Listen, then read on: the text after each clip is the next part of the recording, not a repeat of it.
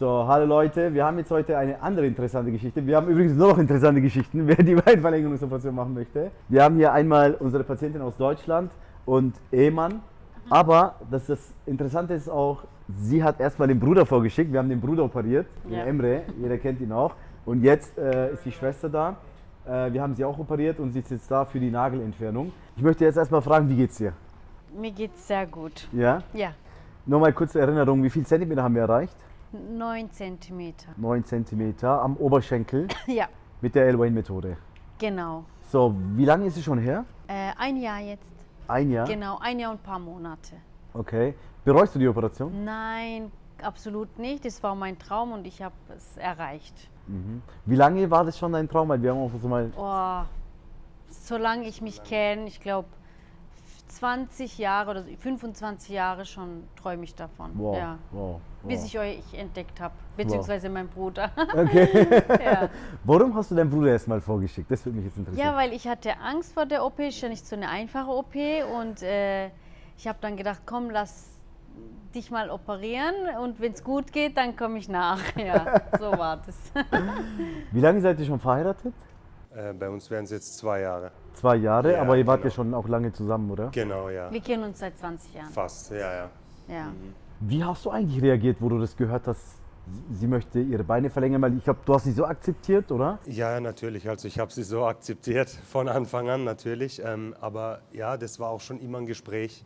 Also von ihr. Sie wollte es wirklich, ja, schon Ewigkeiten halt, die Beinverlängerung. Und ich habe auch immer gesagt, also wegen mir nicht, brauchst du nicht, ich liebe dich so, wie du bist und so weiter. Und wie gesagt, es war halt schon immer ihr Traum. Und ja, jetzt ist sie noch glücklicher wie vorher und dann bin ich es auch. Ne? Okay, und wie war deine Reaktion, wo du das jetzt gehört hast? Okay, die will jetzt ihre Beine verlängern. Ja, wie gesagt, also ich wurde schon lange mit dem Thema konfrontiert. Ne? Und für mich war das, ja, wie gesagt, ich habe natürlich auch Angst gehabt, weil ne, als Ehemann, sage ich mal, und es ist ja auch keine 0815-Operation, es ist ja auch schon einfach was Aufwendigeres. Und klar hat man Angst, aber ja, jetzt im Nachhinein, wo alles gut gegangen ist, wie gesagt, fühle ich mich auch gut und ja. Ich habe bin auch glücklich. schon vorher gesagt, immer zu ihm, bevor ich meine Beine nicht verlängere, heirate Heirate ich dich ich nicht. nicht. Wow. Habe ich auch okay. gesagt, ja, aber Genau. dann mussten wir kurzfristig heiraten und dann Ja. habe ich es kurz danach gemacht eben, ja. Aber wenn ich fragen darf, also Traum, okay, aber ich meine, er ist auch ein hübscher Mann. Er hat dich so akzeptiert, so wie du bist. Hast du es wegen ihm gemacht oder warum hast du deine Beine verlängert? Nein, ich hatte nie Probleme mit, ich sag mal so, also Komplexe hatte ich eigentlich so nicht, aber es war halt, du bist immer überall die Kleinste und wirst irgendwie so nicht ernst genommen. Ich muss jetzt sagen, ich sehe auch so jünger aus, wie ich bin und immer so, wie so, ich weiß nicht, immer überall die Kleinste. Du kommst nicht überall hin, das stört einfach. Die Hosen musst du kürzen und ja. Ich wollte es einfach so für mich machen, weil Für Selbstvertrauen wahrscheinlich auch. Ne? genau, ja, dass ich mich besser fühle, für mich selber, nicht für so anderes, sondern für mich eher so. Wie groß warst du und wie groß bist du jetzt durch die OP? Also ich war 1,48 und jetzt bin ich 1,55.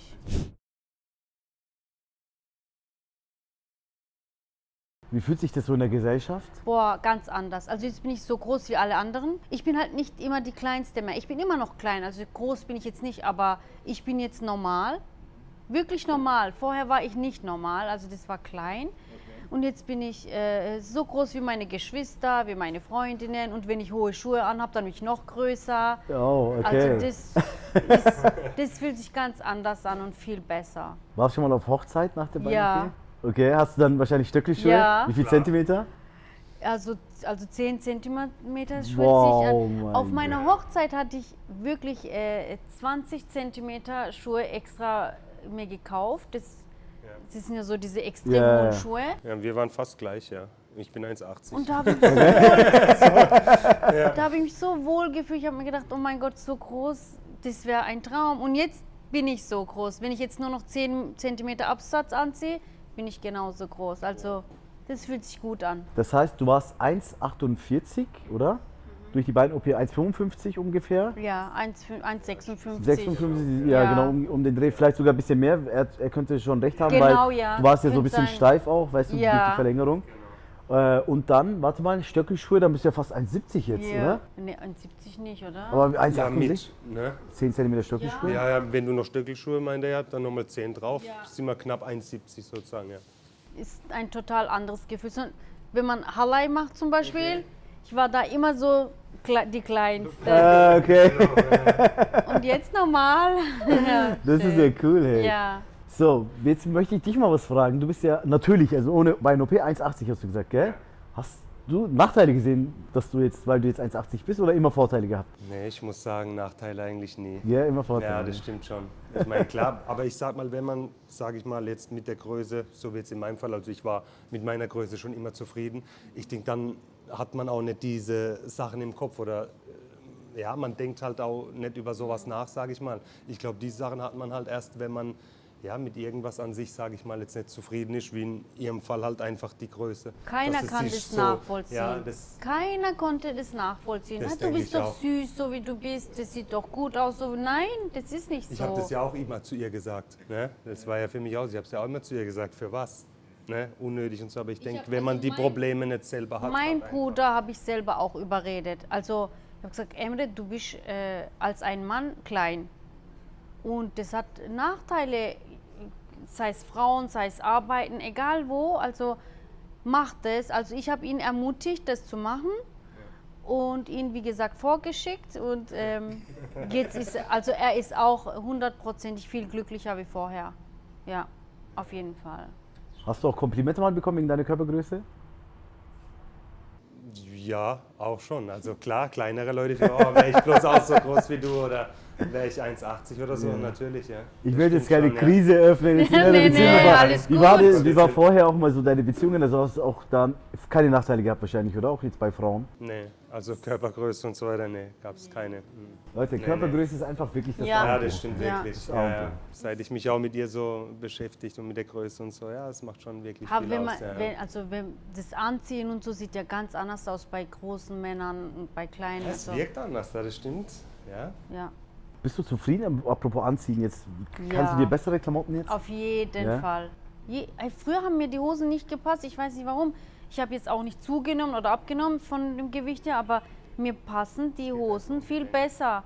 Ich kaufe sie und es passt, also auf jeden Fall. Früher hat sie zum Beispiel, als wenn wir was anprobiert haben oder wenn sie irgendwas kaufen wollen, hat, Mann, ja, wäre ich jetzt ein bisschen größer, würde ich es nehmen. Und ich denke mir, hä, warum? Ja, weil ich jetzt kleiner bin, mir steht es einfach nicht so gut. Ja. Und jetzt kauft sie wiederum Sachen, was sie früher, sage ich mal, nicht gekauft hat, wo sie sagt, ja, jetzt habe ich die Größe dafür. Guck, jetzt sieht es gut aus halt an mir. Ja. Jetzt Die habe ich Frauen gar wissen keine das. Das Probleme ist halt, mehr. ja, die Gar Frauen keine sind mehr. da eher anders da, ne? Jetzt möchte ich hier mal was fragen. Das ist ja schon ein Jahr her, oder? Genau. Viele Menschen haben immer noch Angst. Ja, kann man behindert werden oder bin ich nicht mehr wahrscheinlich, ich bin zwar groß, aber nicht mehr so wie früher. Halt diese Ängste, weil es ja um die Beine geht, ist auch verständlich so. Die gleichen Ängste hatte ich auch. Was denkst du zu diesem Thema? Nee, also ich hatte natürlich auch diese Angst, bis ich es gesehen habe und es hängt wirklich an einem selber ab, weil man darf halt nicht faul sein. Also ich muss sagen, ich bin auch faul, ich mache nicht viel. Aber am Anfang zum Beispiel nach der OP bin ich nach Deutschland, dann habe ich direkt mit Physio angefangen und dann war alles tipptopp. Das Treppensteigen, das Laufen. Am Anfang habe ich wie eine Ente bin ich gelaufen und jetzt wirkt alles anders. Also nein, Angst, behindert bleiben und so, das glaube ich nicht, weil ich finde auch, ihr macht eure Arbeit tipptopp. Dankeschön. Ich habe viel recherchiert vorher und so viel Positives habe ich nirgendwo gesehen. Also sei es Reha, sei es vorher, sei es danach. Also wirklich tipptopp und Angst braucht keiner haben. Ich meine, wer seinen Traum erfüllen möchte, sollte es einfach machen. Ja, nee. Hast du als Ehemann so Angst gehabt, okay, kann sie nie wieder laufen? Oder Ja, was wird mit dir passieren? Ja, ja, natürlich. So hat Sachen er. hat man halt schon im Hinterkopf, ne? Weil wie gesagt, es ist ja auch keine kleine Operation, ne? Und da hat man schon seine Ängste. Aber jetzt, ich bin froh, es ist alles rum, sage ich mal. Und ja, Als ich hier war und meine Beine nicht richtig beugen konnte durch den Schmerzen und jetzt in Deutschland habe ich jetzt, ich kann meine Beine komplett beugen. Also das ist wirklich, ich habe mir am Anfang gedacht, oh mein Gott, ich werde nie wieder meine Knie beugen können, so wie früher.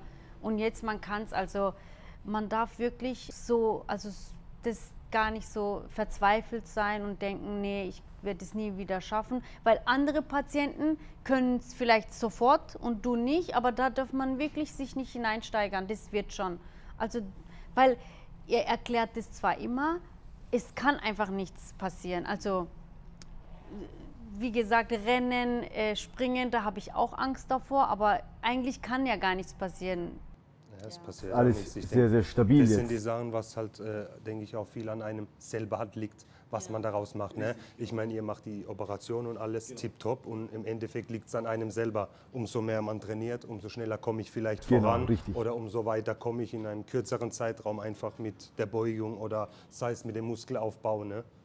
Also Von nichts kommt nichts du hast dann, auf den ne? Punkt gebracht, also wir haben hier wirklich Erfahrung, Ja. wir leben nur für diese Arbeit, wir machen sehr viele Beinverlängerungsoperationen, aber so wie du gesagt hast, zum Beispiel stell dir mal vor, du bist übergewichtig, du möchtest abnehmen, du möchtest fit für den Sommer sein, dann musst du deine Ernährung umstellen und natürlich viel Genau. Sport treiben, damit du das auch erreichst. Wenn du nichts tust, Dann, von nichts kommt nichts. Genau, das ist genau. Das, Ja, auf jeden Fall. Aber als Außenstehender so, du hast ja jetzt erlebt, deine Frau hat sich die Beine verlängern lassen, was denkst du über die Beinverlängerungsoperation? Wenn ich dich fragen würde, was ist eine Beinverlängerungsoperation für dich?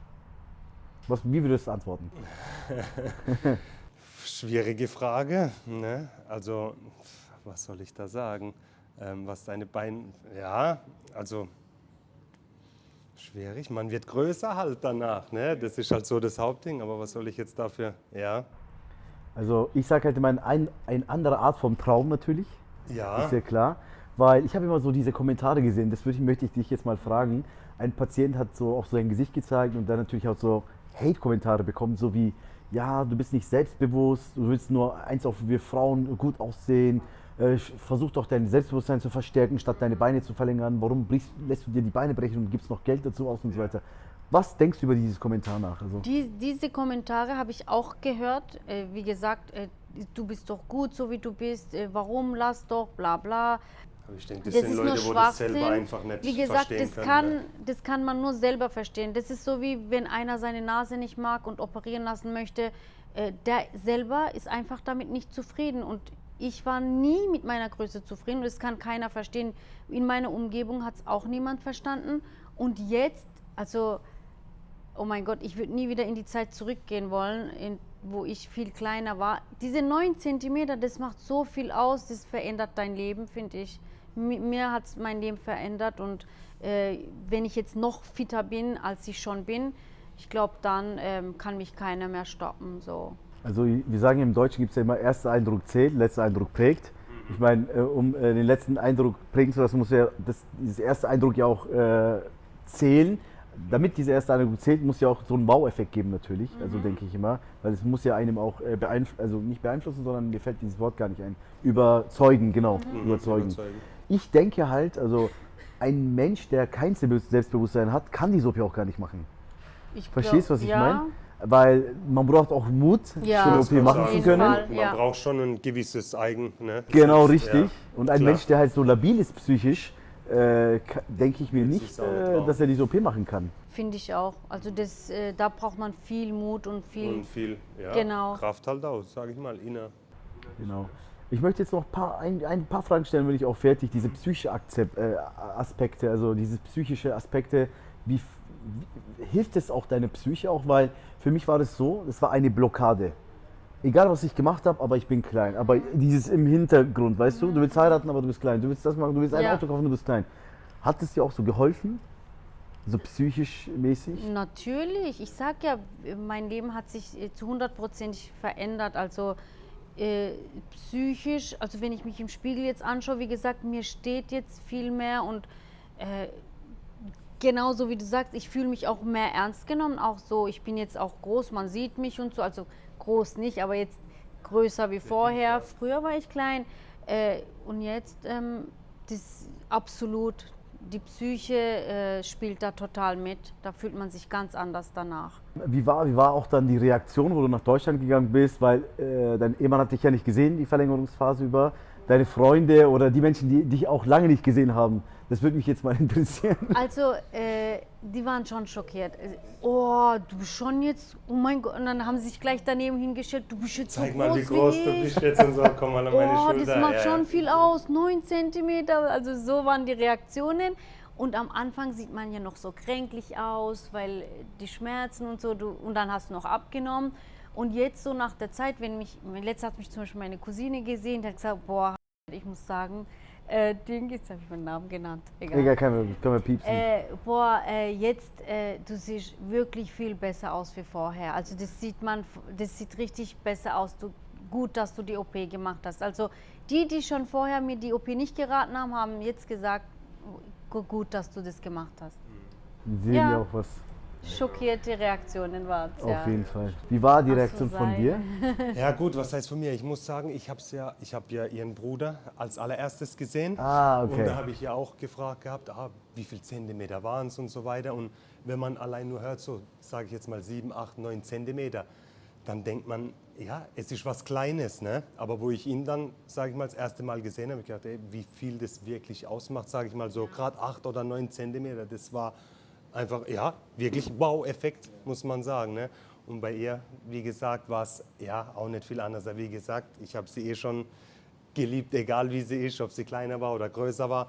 Aber auch, muss man sagen, also das sieht man wirklich halt arg. Also es macht echt viel aus, obwohl es, sage ich mal, nur in Anführungszeichen, ne, so fürs Ding einfach 8 bis 9 Ich hätte auch nie Zentimeter gedacht, dass sind. 9 cm so Ja. ausreichend sind, weil ich wollte ja eigentlich beide, also Tibia und Femur, aber ich finde, das langt total jetzt für mich.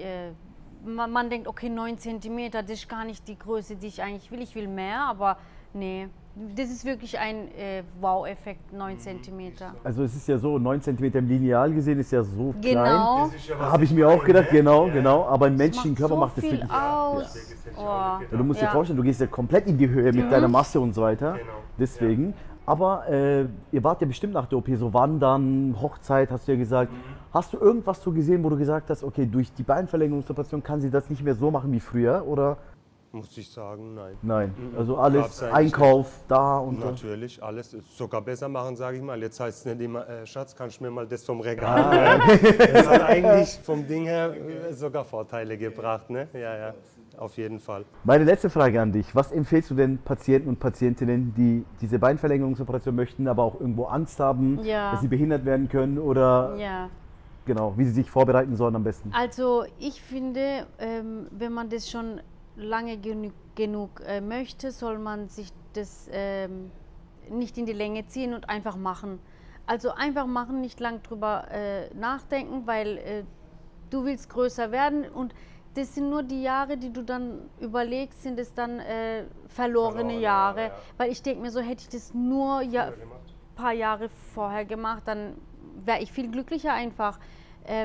Einfach sich trauen, weil das sind 2,5 Monate, sind zwar schmerzhaft, aber die sind machbar. Also ich habe es ja auch gemacht und danach hast du einfach deinen Traum verwirklicht, genau, sagen wir es mal so rum, ja. Ich habe Cousins, ich versuche die zu überreden, mach Beineverlängerung.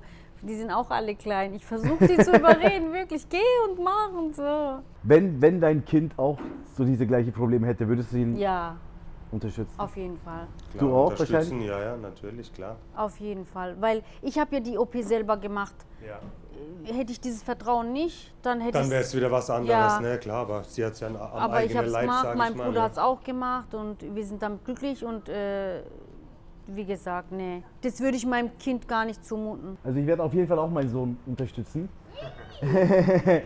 Er spielt nur iPad. Also er hat mir eine Frage gestellt letztens. Er hat gesagt, Papa, warum sind meine Hände und Füße klein? Wann werde ich auch so große Hände und Füße, haben? Er hat gesagt, bisschen Zeit noch und dann ist er auch. Aber im schlimmsten Fall kann ich dich auch verlängern, oder? War das? Möchtest du die Beinverlängerungsoperation? Okay, vielen herzlichen Dank. Danke, dass ihr euch die Zeit genommen habt. Ja. Gerne. Mach Bye-Bye, Aras. Mach Bye-Bye in die Kamera. Vielen Dank fürs Zusehen. Ja, folgt uns auf unser YouTube-Kanal. Dankeschön. Danke dir.